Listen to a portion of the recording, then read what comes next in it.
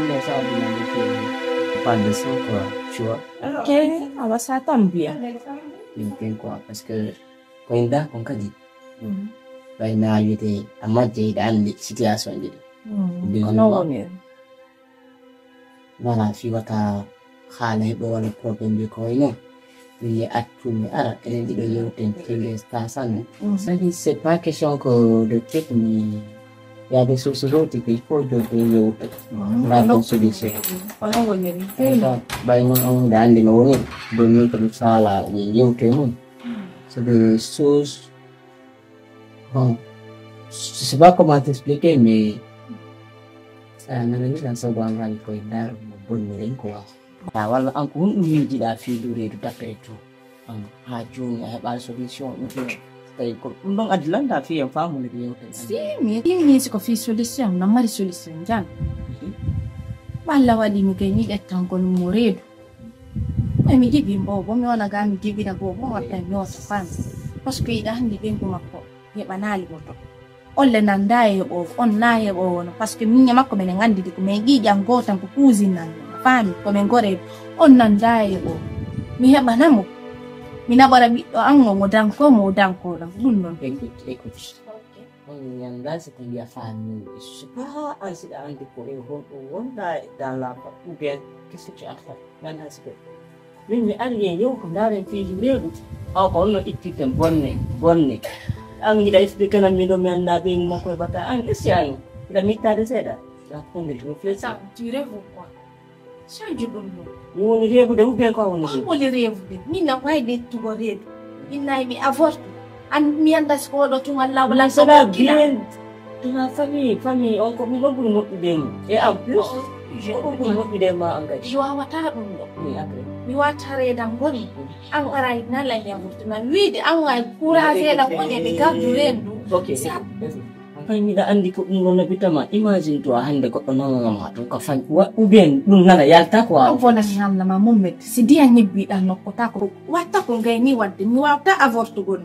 wata ko ɗum no mi wawata ay engagé ko kuma do do din ko awai kala ko watta mi nemi da ha ɗum no mi andi ayi dana halan ko kono Allah gayni no mo yide ɗum do wadi bay tun Allah wado fo si situation ko der sud makko do hamme wadi mi de tani mo redi o waxta inugo mi avorte ɗum no mi wawata o luli may am ayottini merci quand même kono mi wawata ɗum ko mo ma wolande ɗo min da men tay ko ɗum moƴƴude woni famille on woni ono ko moƴƴani yonko ŋañe goreji ma ko ɗum ɗo wonɗo wadde min kadi ko moƴƴani lango ko ɗum ɗo mi watta yalla gannu mi yaha avortugo mi lutte e ndu reedu ɗon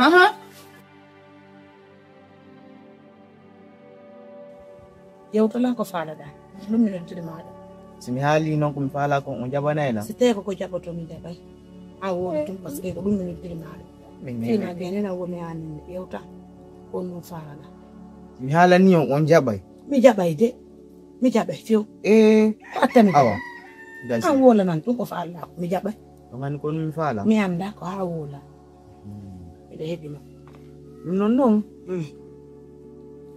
komi faala kon tigi nene nan a heɗima an faala iPhone 15 Pro Max an faami ɗin mum ɗo nan faala conki taw ko lix o gandi ko ɓennata ko lix mi anda de ko sa woli nan faala mi anda ko sa woli nan faala soobiji kadi faami taw ko ɗum ko ɓe inata pile e balaise taw simi wattike mi yalti ɗiɗo lawo jonna lambi ko mi heɓay succé yimɓe ɓen ko haala lan ha ñande Ismaila akkirini hakkunde maɗa e Allah Ismaila aɓe an noon mi gayni dow ka ol miɗa heɗima on faami mi gayna ɗon kadi ko ballon mi organise ballon joué walla pare on faami mi yilto ɗon kadi mi yaha loan so mi ko sisa loan taw indan no haale ma yimɓe no waccala mi saka mbuuɗu nene ɗiɗo lawo haala yimɓe am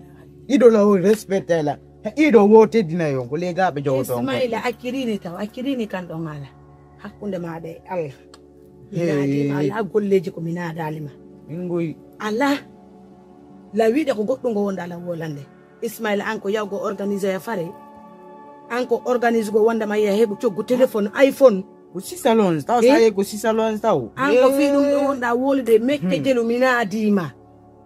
Ala golle ko mina dalima ko diwal men ɗo. A jaɓali wadde ɗum ɗo. Onon gar on jabana Allah. Organise gol fi fareji anko ɗum ɗo ganimma.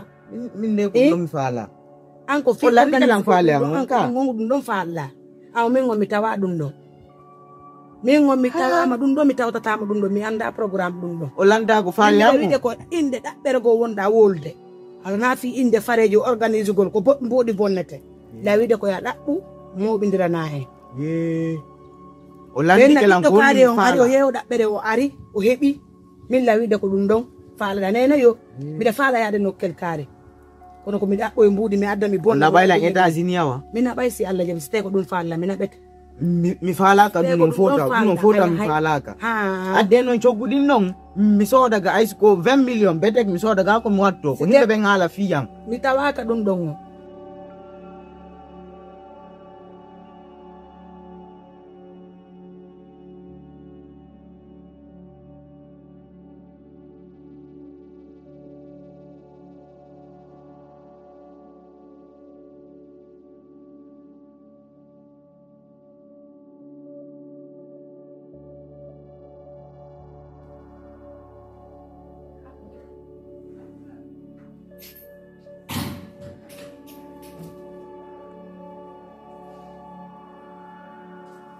Don't did it.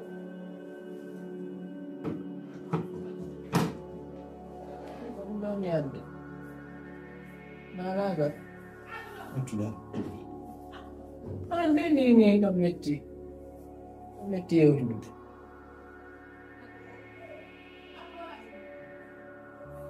Anguriana.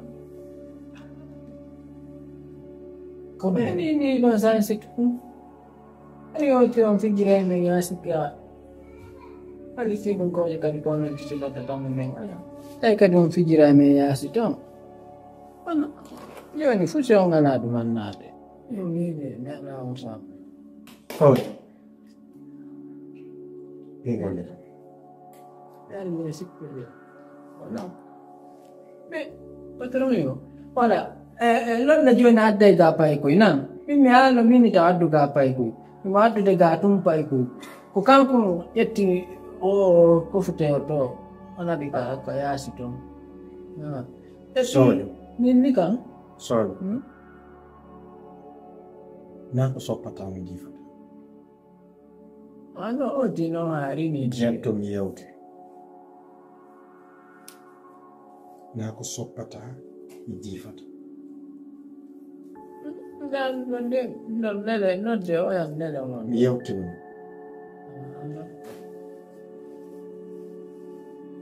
Usena tono hiki kwarat. Abe amna dalo leka ni. Satani da milodani. Ole choki.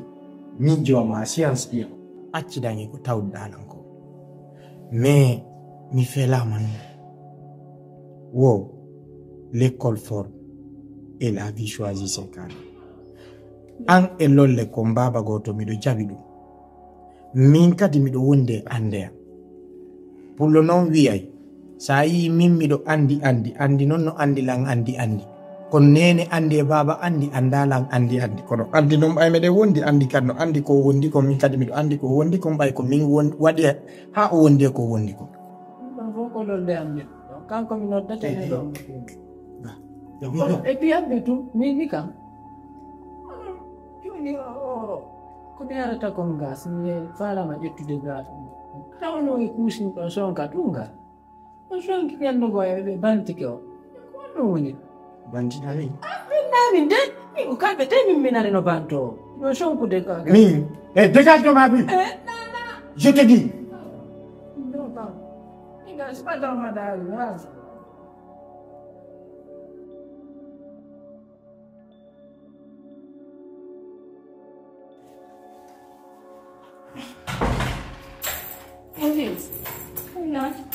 Nada de comer seguro. Ini boleh dah. Boleh dos. Boleh dos. Sekarang. Boleh dos. Ini bermacam apa? Saya. Doang jadi. Saya ada boleh dah mungkin ada boleh. Kayak ambil apa? Wah ini yang. Tapi, quanti si giombo minani wolo ani komenga? Wo na to rasta manjo. Artis. Artis jora do gorko Santorio. Ngara lo me gorko no wari do accutudo rasta Muhammad. Goreji mudima. Ah, Muhammad. Ni wari do. Mimi yali mo ane ko gorko.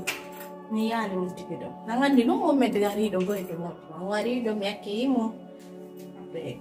Dai ka mo dia be idale. Be idale. Kono yanda twan tu ka konna be wari. Kono wari do ultimo de mamina wala ka pra mingi. Ko ka utalmina ni wo artist jogari komenga. Abi do rasta.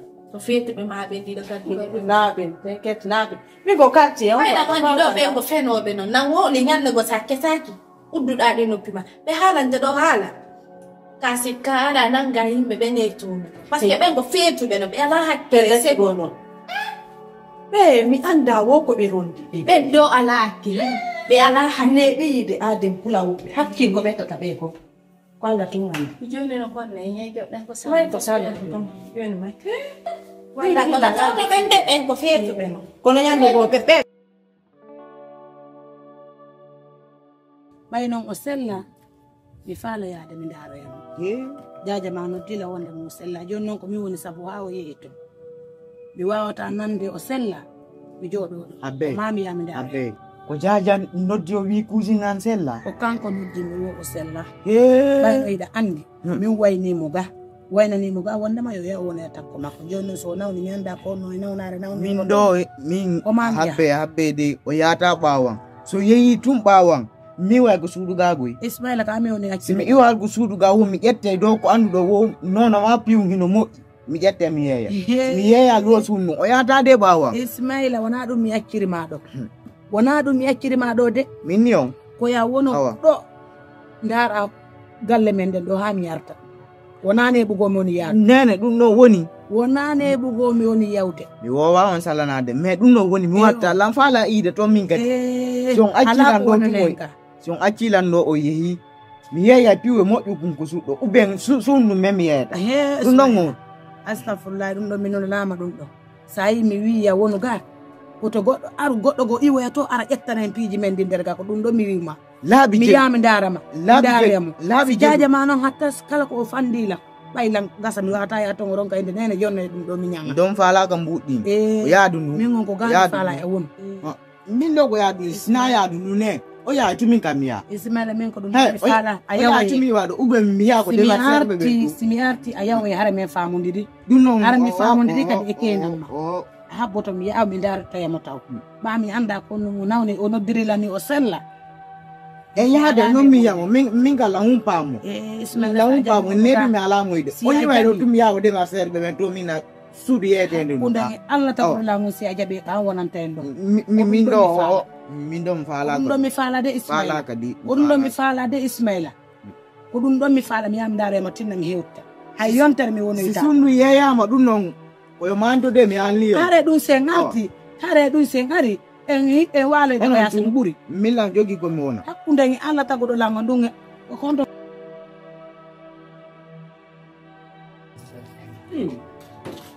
enen wani faalo Seke da wolande lam kon ko da wolde no na ci fal anga déplacer to ya haka suudu donc ka convaincre de wondo avec tout ce que j'ai pris comme confiance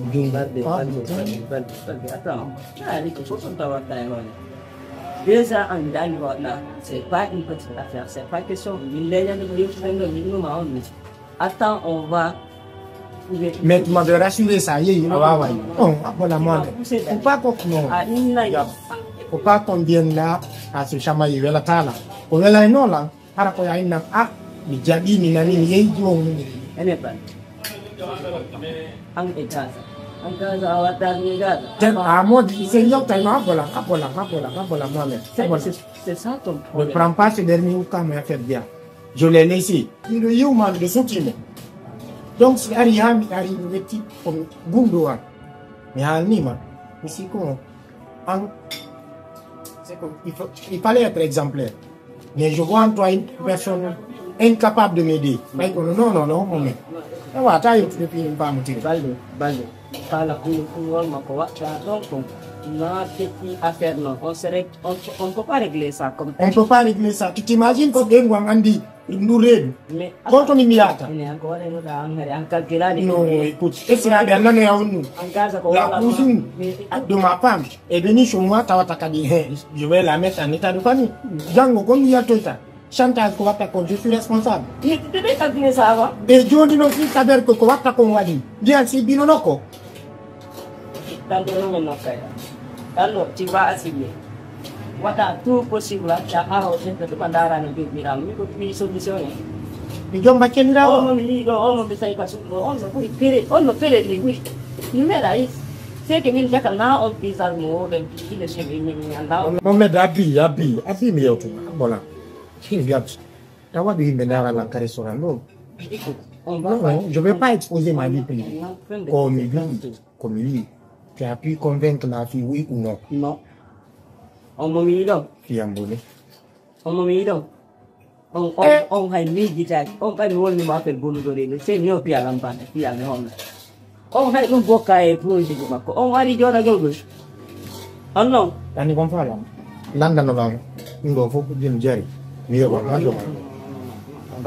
non mi j'ai pas la petite comme nous m'avons j'ai tellement fait and I need to be the Potapa. Là, on va trouver des solutions d'armes.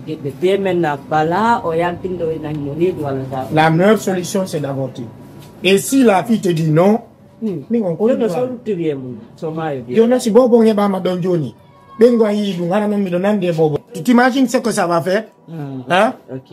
Je non akola balde wato dani kilifajo ma hida jangi qur'ana hida andi fu moko bawa ma abonni ari ahibini jiyo ngapa inna don kadi ko ya avotu wara bobo on don bobo rewta don wara nene bobo après tout ça ben ko monsieur Balde après jodda am esprit tranquille quoi écoute da jujiran ko wada non abo mi nami fu mi tu fu di war gordi pijigoy nami tu fu di war nyama mi ala nyamu d'accord ça nyama ok ta ke zo nyama nyama ta mi hari incapable de m'aider dans la cour. Alors moi je te préviens, c'est dans le besoin qu'on reconnaît ses vrais amis. Mais écoute, non mais à l'entour. Non, c'est que je comprends pas. Il faut tu m'as pas consulté. Je t'ai pas consulté, mais oui, tu imagines la fille elle est très belle. Mon là-bas. Ok, là je suis d'accord. Non mais Gabi. Et en plus, la là-bas c'est quel cas? Bengo da yiki ti voyage. Pendant combien de temps qu'on l'a supporté? Et si nous l'avons dit, je suis responsable. Solution, il faut avorter. Voilà, filou. Man, oh, avorte bon anado. Ojo se di ma avorta tawa ba ha ko yaw do mo ma so ku de bunge. Comment ça va? Justement pas ça ma yemu. Mon pire ennemi c'est toi. Aïdala. Sincèrement. No Gaza ma tu parler de toi.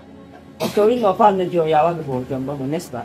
Oui ou non? Donc si une femme est encore dit non, c'est que moi, je suis comme ça. Depuis tantôt, je suis comme ça. Mohamed, alors, donc on va le rater.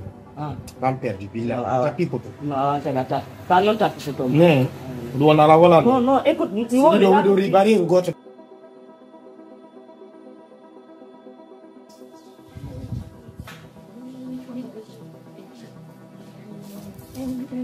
Soalnya Ari, ada yang ada dengan lam, soalnya kan nayar dekat, ada kon.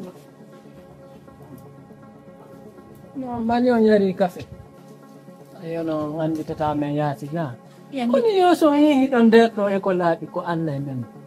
Abi ko mi wonda gollande do, ka ko patron be ma be wonda gollande. Ko mi jom bader do. Kono en kadi jona tawa ma famille yonga.